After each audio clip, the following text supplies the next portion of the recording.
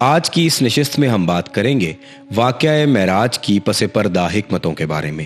مزید ہم بات کریں گے بیعت عقبہ کے بارے میں۔ بسم اللہ الرحمن الرحیم، اللہم صلی علی محمد وعلی آل محمد وعترتہ بعدد کل معلوم لک۔ السلام علیکم ناظرین، سیرت النبی صلی اللہ علیہ وآلہ وسلم کی 23ویں نشست میں خوش آمدید۔ پچھلی نشست میں آپ نے واقعہ معراج کے بارے میں سنا۔ اس واقعہ معراج کی جزیات کا پس پردہ مزید جو حکایتیں اور اسرار کار فرما تھے، ان کی بحث کا اصل مقام اسرار شریعت کی کتابیں ہیں۔ البتہ چند موٹے موٹے حقائق ایسے ہیں جو اس مبارک سفر کے سرچشموں سے پھوٹ کر سیرت النبوی کے گلشن کی طرف رواں دواں ہیں، اس لیے یہاں مختصراً انہیں آپ کے سامنے رکھنا ضروری ہے۔ آپ دیکھیں گے کہ اللہ تعالیٰ نے سورہ اسراء میں اسراء کا واقعہ صرف ایک آیت میں ذکر کر کے کلام کا رخ یہود کی سیاہکاریوں اور جرائم کے بیان کی جانب موڑ دیا۔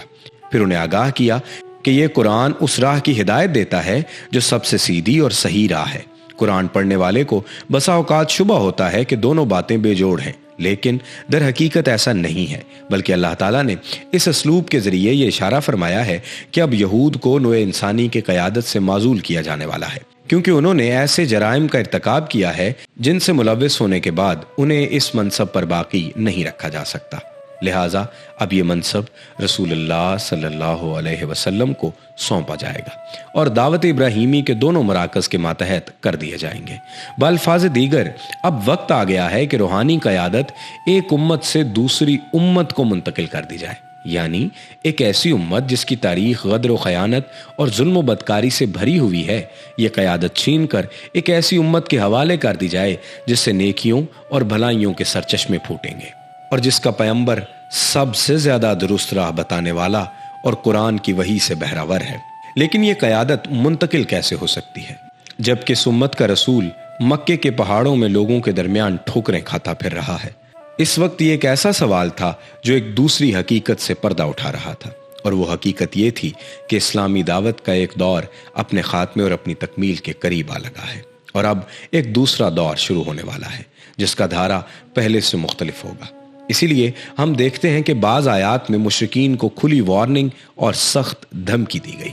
ارشاد باری تعالیٰ ہوا، اور جب ہم کسی بستی کو تباہ کرنا چاہتے ہیں تو وہاں کے اصحاب ثروت کو حکم دیتے ہیں، مگر وہ کھلی خلاف ورزی کرتے ہیں، پس اس بستی پر تباہی کا قول برحق ہو جاتا ہے اور ہم اسے کچل کر رکھ دیتے ہیں۔ دوسری جگہ ارشاد ہوا، اور ہم نے نوح کے بعد کتنی ہی قوموں کو تباہ کر دیا، اور تمہارا رب اپنے بندوں کے جرائم کی خبر رکھنے اور دیکھنے کے لیے کافی ہے۔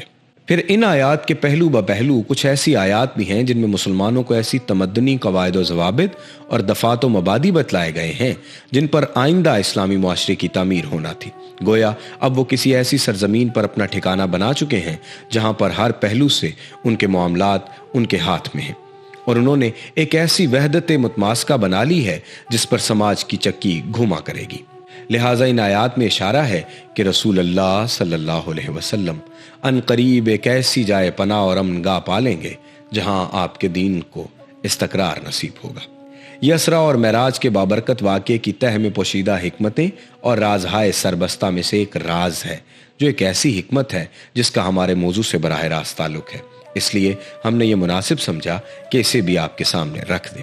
اس طرح کی دو بڑی حکمتوں پر نظر ڈالنے کے بعد ہم یہ رائے قائم کر سکتے ہیں کہ اسراء کا یہ واقعہ یا تو بیعت عقبہ اولیٰ سے کچھ ہی پہلے کا ہے یا عقبہ کے دونوں بیعتوں کے درمیان کا ہے، واللہ عالم۔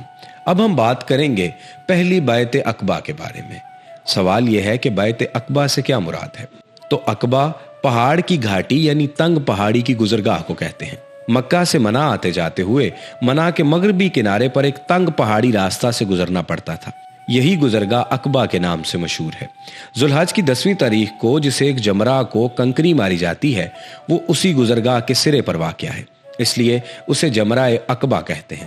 اس جمرہ کا دوسرا نام جمرہ کبریٰ بھی ہے۔ باقی دو جمرے اس سے مشرق میں تھوڑے فاصلے پر واقع ہیں، چنانچہ منع کا پورا میدان جہاں حجاج قیام کرتے ہیں ان تینوں جمرات کے مشرق میں ہے، اس لیے ساری چہل پہل ادھر ہی رہتی ہے، اور کنکریاں مارنے کے بعد اس طرف لوگوں کی آمد و رفت کا سلسلہ ختم ہو جاتا ہے۔ اس لیے نبی صلی اللہ علیہ وآلہ وسلم نے بیعت لینے کے لیے اس گھاٹی کو منتخب کیا، اور اسی مناسبت سے اس کو بیعت عقبہ کہتے ہیں۔ اب پہاڑ کاٹ کر یہاں سے کشادہ سڑکیں نکل گئی ہیں، لیکن اس وقت یہ ایک تنگ پہاڑی راستہ تھا۔ پچھلی نشستوں میں آپ سن چکے ہیں کہ 11ویں سال موسم حج میں یثرب کے 6 آدمیوں نے اسلام قبول کر لیا تھا۔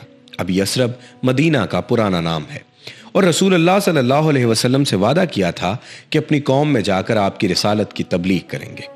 اب اس کا نتیجہ یہ ہوا کہ اگلے سال جب موسم حج آیا، یعنی ذی الحج کا مہینہ آیا، تو 12 آدمی آپ صلی اللہ علیہ وسلم کی خدمت میں حاضر ہوئے۔ ان میں حضرت جابر بن عبداللہ بن رباب کو چھوڑ کر باقی 5 وہی تھے جو پچھلے سال بھی آ چکے تھے اور جن کا ذکر آپ ہماری پچھلی نشست میں سن بھی چکے ہیں۔ اس کے علاوہ 7 نئے آدمی تھے جن کے نام یہ ہیں: معاذ بن الحارث بن افرا، دکوان بن عبد القیس، عبادہ بن سامت، یزید بن سالبہ، عباس بن عبادہ بن نضلہ، ابو الحیثم، عویم بن سعدہ رضی اللہ تعالیٰ عنہ۔ ان میں صرف اخیر کے 2 آدمی قبیلہ اوس سے تھے، بقیہ سب کے سب قبیلہ خزرج سے تھے۔ ان لوگوں نے رسول اللہ صلی اللہ علیہ وسلم سے منع میں عقبہ کے پاس ملاقات کی اور آپ سے چند باتوں پر بیعت کی۔ یہ باتیں وہی تھیں جن پر آئندہ صلح حدیبیہ کے بعد اور فتح مکہ کے وقت عورتوں سے بیعت لی گئی۔